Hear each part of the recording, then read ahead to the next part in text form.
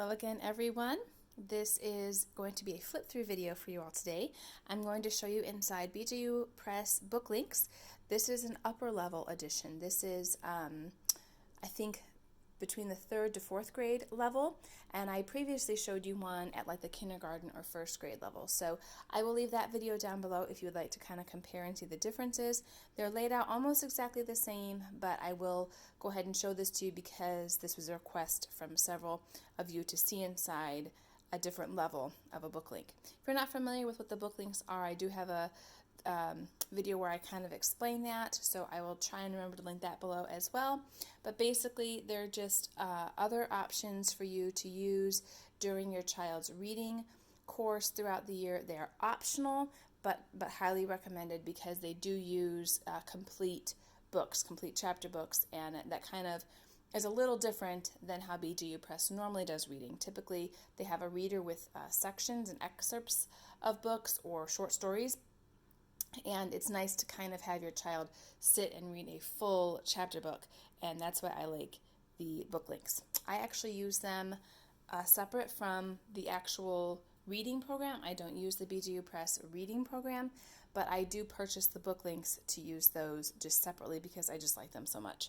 So I'm going to show you inside here. It comes with a folder, a reader or the chapter book, and a teacher guide. Now this is,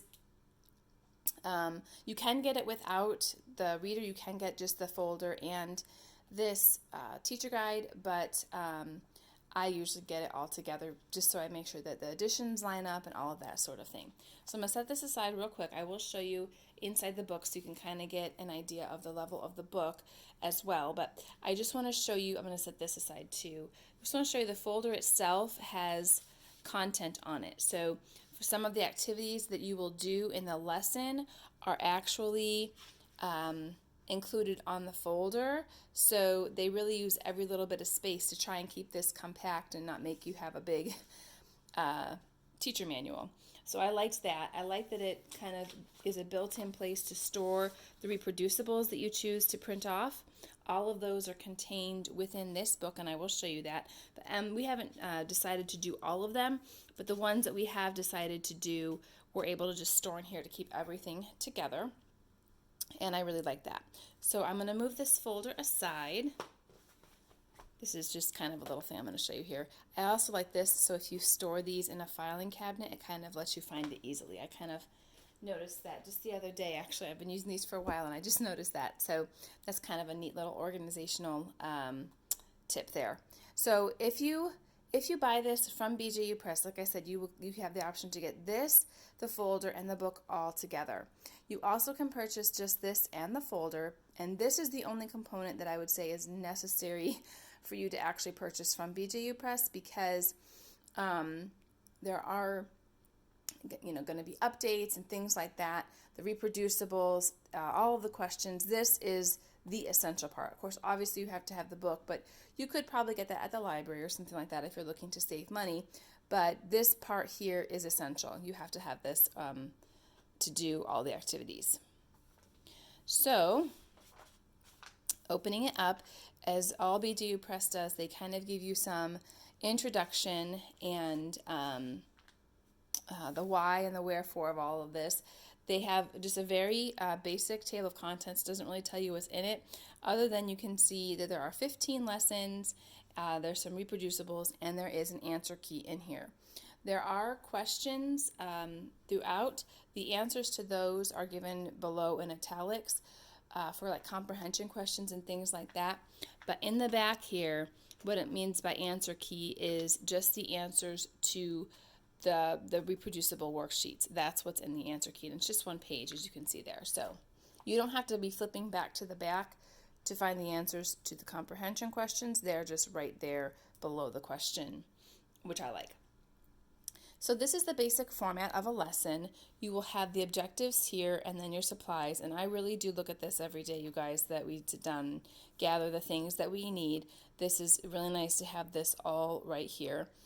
Typically, the things that you see over here are used to kind of introduce a lesson, although sometimes they will put things here that are for the activity. A lot of times I see those show up back here, but sometimes they will put some supplies that you need for the activity up front as well. They do a very good job, I think, of kind of introducing the story and giving you some practice with vocabulary.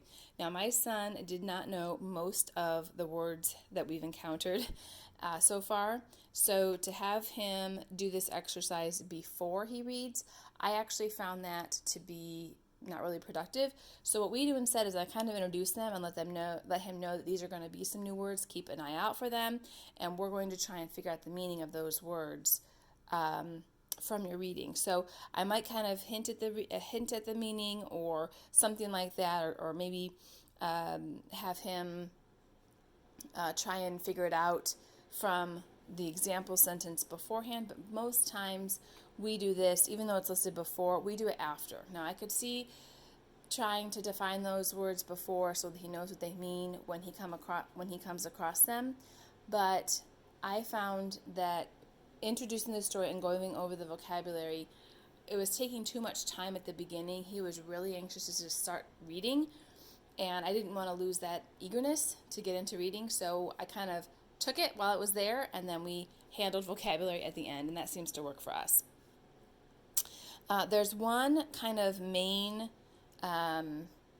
thing that you want your child to look for in this story. That's here, setting the purpose.